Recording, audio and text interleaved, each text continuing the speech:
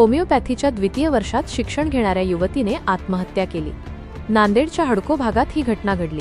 25 वर्षीय आकांक्षा गायकवाड हडको येथील पद्मश्री शायमराव कदम BHMS कॉलेजमध्ये शिकत होती। राष्ट्रवादीचे काँग्रेसचे पदाधिकारी असलेले जीवन घोगरे पाटील यांच्या निवासस्थानी इतर मुलींसोबत कॉट बेसिसवर ती राहत होती। आकांक्षाने आपल्या रूममधील पंख्याला ओढणी बांधून दुपारी गळफास घेतल्याचे उघड झाले। ग्रामीण पोलिसांनी तात्काळ धाव घेत पंचनामा केला। आकांक्षाचा मृतदेह उत्तरीय तपासणीसाठी पाठवण्यात आला। दरम्यान आकांक्षाने आत्महत्या का केली याचे कारण अद्याप समोर आले नाही।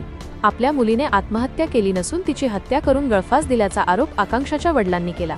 आकांक्षाने नेमकी कोणत्या कारणामुळे आत्महत्या केली याचा तपास पोलीस करत आहेत। मुलगी BHMS सेकंड इयरला कमल किशोर कदमजी BHMS कॉलेज वाघाळा सिडकोला शिकायला सेकंड इयर द्वितीय वर्षात शिकत होती आणि तिथंच बाजूला जीवन घोगरे साहेबाचं एक बिल्डिंगमध्ये किरायानं रूम करून कॉट बेसिसवर राहत होती। तर आज घटना आम्हाला 1-1:30च्या दरम्यान कॉल आला की तुमच्या मुलीनं फाशी घेतली। तर असं तिच्यावर कुठलं काही बर्डन काही दबाव काहीच नव्हता आमच्यातर्फे। काल भेटली, खुश होती मुलगी। सकाळच्या पारी पता लागल्यानं आम्ही तिथं गेलो तर फाशी लटकलेली होती।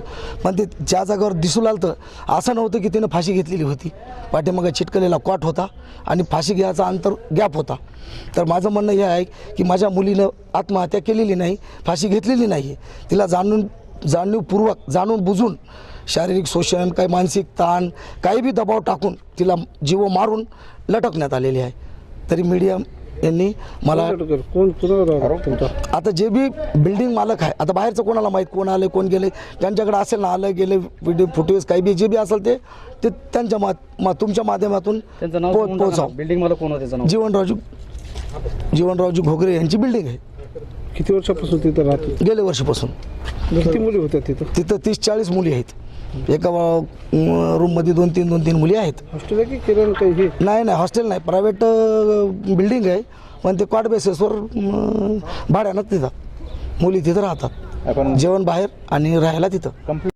वैद्यकीय शिक्षण घेणारी मुलगी वय 25 वर्ष, हिने राहत्या हॉस्टेलवर घरामध्ये राहत होती त्या किरायाने, तिथे आत्महत्या केलेली आहे। त्याचं डॉक्टर PM केलेलं आहे आणि हँगिंग म्हणून सर्टिफिकेट आलेलं आहे। पुढील तपास फिर्याद घेऊन गुन्हा दाखल करण्याचे प्रोसेस चालू आहे।